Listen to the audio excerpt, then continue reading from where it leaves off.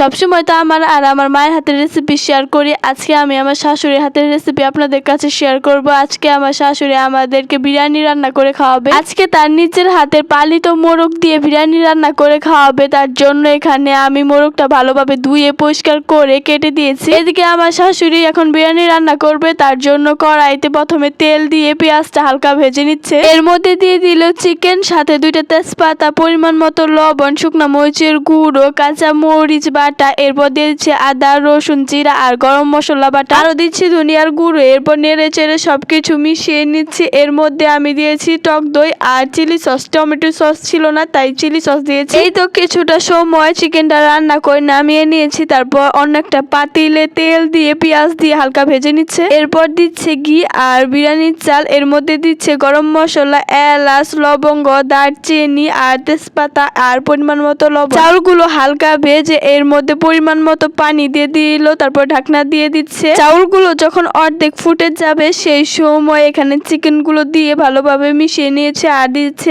আলু বোখরা। বিরিয়ানিটা 80% যখন ফুটে আসবে ওই সময় আমার শাশুড়ি সুন্দরভাবে ঢেকে বিরিয়ানিটা 30 মিনিটের জন্য দমে রেখে দিয়েছিল। 30 মিনিট দমে রাখার পর এই তো বিরিয়ানিটা আমি নামিয়ে নিয়েছি আর নেড়ে চেড়ে দিচ্ছি। দেখো বিরিয়ানিটা কতটা ঝরঝরে হয়েছে, একদম পারফেক্ট বিরিয়ানিটা রান্না হয়েছে। তো সবাইকে সার্ভ করে আমিও নিয়ে এসেছি। দেখো কতটা লোভনীয় লাগছে আর খেতেও ভীষণই টেস্টি হয়েছিল।